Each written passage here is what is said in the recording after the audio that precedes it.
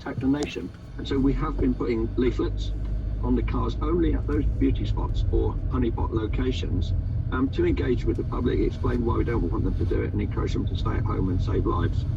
The broad message then is, please don't drive to exercise, please limit your movement as much as possible.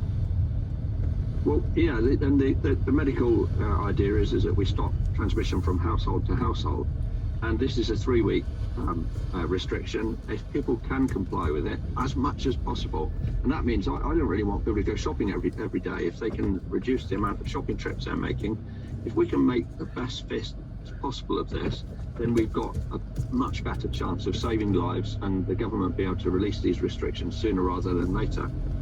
Is this also about the potential for strain on your resources? Not just about the question of gathering, but about the resources the police, the ambulance service, even firefighters might have in the weeks to come? Well, we've changed the way that we're working. We're encouraging much more digital access, which is certainly possible with my police force. And we're putting out all of our available officers into the community to explain and engage with people, and actually been very successful with that. And I do want to praise the public that are working incredibly hard to comply with this. We don't anticipate in the near future that we're not going to have enough police officers. We've got an absence level of much less than 10% in Avon and Somerset. So the point of this actually is to stop the NHS being overwhelmed. And if the NHS are overwhelmed, I am absolutely confident it will create massive problems for policing as well. So that is our first priority. You mentioned common sense, and everyone has a different interpretation of what they might or might not be able to do. Are you surprised, have you been surprised by the number of cars on the road, the amount of movement? Well, what I've noticed is the first day of this lockdown, there was much more movement than I anticipated. What I've seen since is there is much less movement, and the vast majority of people are doing their very best to comply with it. And let's remember that must be difficult if you've got young children in a small house.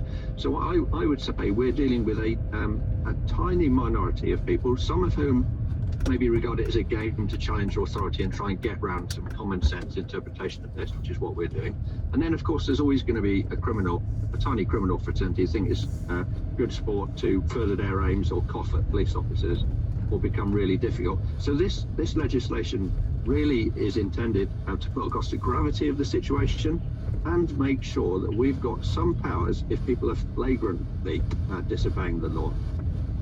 There is much talk in these days about the idea of policing by consent and how important that is. Presumably maintaining that relationship between the police and citizenry is very high up in your mind. I hope that we will come out of the other side of this with our public and our communities closer to our police forces and closer to their public services in the NHS. We're very much working in partnership with our communities, and I would challenge anyone not to feel a little tear in their eye as they heard all the clapping in the windows and the doorways yesterday in support of the NHS. So this is a time we should pull together and not pull apart, and that's my appeal. Chief Constable, thank you very much for coming on The World at One. That was Chief Constable Andy Marsh of the Avon and Somerset Police. Coming up, our reporter Becky Milligan's next door neighbour has 70 years and 10 under his belt. She's keeping in touch with them at a safe distance over the garden wall. How far away are we from each other, do you think? Well, we're more than 2 metres. We are, aren't we? Do get in touch with us on social media using the hashtag BBCWATO. And our email address is worldat1@bbc.co.uk. Twin blows for the United States in the last 24 hours. First of all, it has the unhappy honour of being the new centre of the coronavirus pandemic. It has more verified infections than any other country, 85,000. And it has seen the 3.3 million people sign up for unemployment insurance in just 1 week. A sign of the extraordinary damage that the virus and the reaction to it is wreaking on the world's biggest economy. New York City is taking the brunt. Its mayor, Bill de Blasio, warned that half of the Big Apple's 8 million strong population, maybe more, will contract the virus. This is what New Yorkers woke up to as they switched on their radios this morning. This is WNYC, FM, HD, and AM, New York. Here in New York City, Mayor de Blasio says he expects the COVID-19 outbreak to last several months before the city can return to normal. Many parents say the city hasn't communicated well about how to register or where to send their kids. And British Prime Minister Boris Johnson says he has tested positive for the coronavirus. The British leader posted a video. Ventilators, ventilators, ventilators. We need 30,000.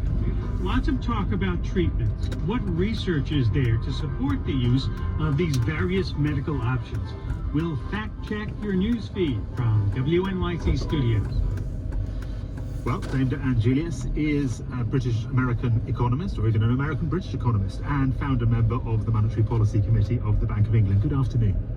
Good afternoon. When you saw those unemployment numbers, and I know you've seen a fair few statistics in your time, but when you saw them, what did you think? I thought it was incredible, actually incredible in terms of the size of the number, but also that many people managed to get through to the officials to be counted. It's quite a surge in demand, probably not